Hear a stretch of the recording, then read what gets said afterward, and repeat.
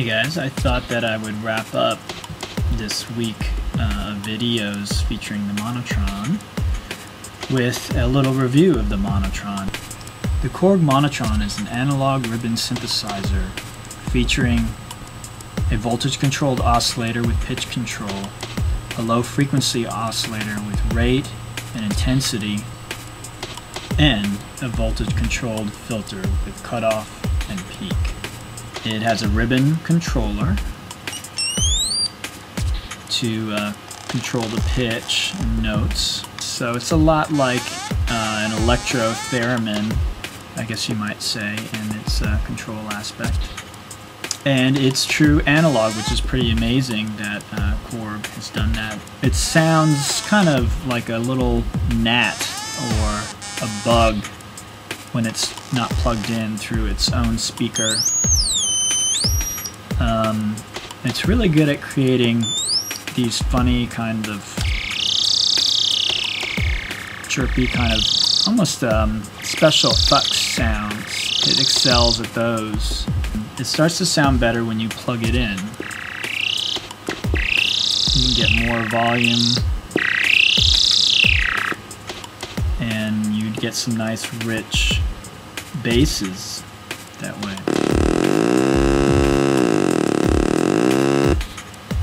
And some nice leads.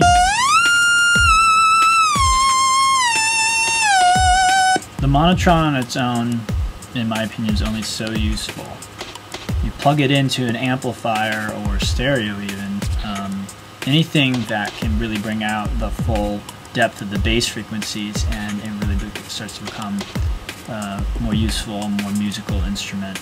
The next step towards making it even more useful, in my opinion, is plugging into an effects processor. My favorite so far with it is the Korg Kaoss pad. You can get some really neat sounds when you start to mix the two together.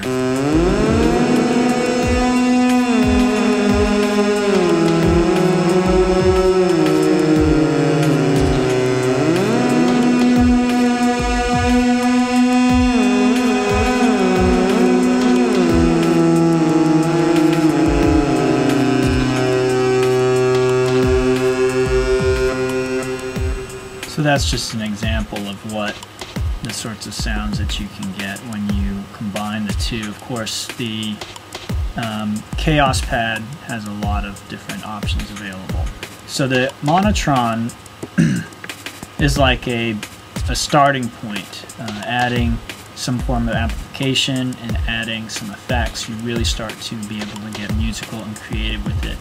Some other notes about the Monotron: even though most people play it with their finger,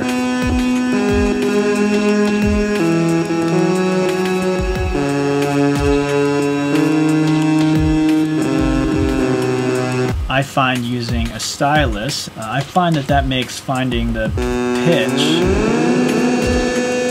and being more accurate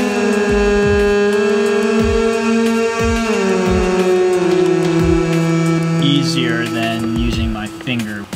Which brings me to another point about the Monotron. The little scale here is very rough. Let's say you tune A to 440, you'll find that the low C here is on the very edge. It's almost on that white line between the B and the C. Whereas you will find the high C is almost into the C sharp or D flat. And you'll find all the notes in between are sitting maybe not quite in the center of their range. They're either on one side or the other side to actually get it into pitch. There's a wide range of how far. I mean, you start in this deep bass range. You go all the way up to, I mean, like dog whistle territory. It's got a huge range. Everything from leads to basses are possible on the Monotron. In summing up, I'd say the good aspects of the Monotron: it's very affordable, it's portable on its own, and the Kaoss pad, which is, like I said, my preferred effects unit, is portable also. It's a lot of fun. It's not very intimidating in the way it is. The stuff that I'm not crazy about is the tuning, because the range is so wide and you've got this tiny little knob to tune it with. You can find it pretty challenging to even just get it to the right pitch. And then, as I mentioned earlier, once you do, you'll find that the keyboard does not accurately represent necessarily where those pitches are, so you're going to have to use your ears. One thing that I'm sort of sad about is the limited keyboard range. Everything else taken into account of what I've mentioned before, I can deal with all that as a musician. I can still make music with it, and I still can, but I could do a lot more if I had more range. 2 octaves seems like a good minimum. 3 octaves is really where you begin to create an instrument that's useful.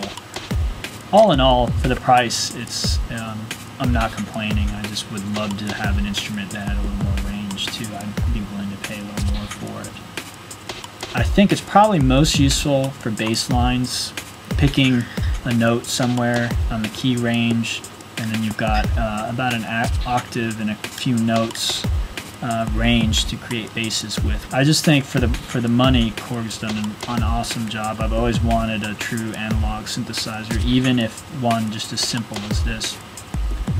Well, anyway, to sum up, I love this thing. I don't think any of the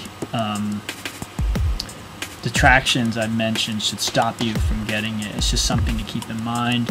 If you do have a hard time finding pitch and you plan to buy this and use this for basses or leads, it's not going to sound professional instantly. Just plugging it in and playing, you probably need a little bit of practice on it, which is fine. Most musicians are used to practicing. Anyway, I didn't get to finish up the other day. Thanks for watching, and I hope that was informative and useful for you. And go out and get yourself a Monotron. I highly recommend it. 2 thumbs up.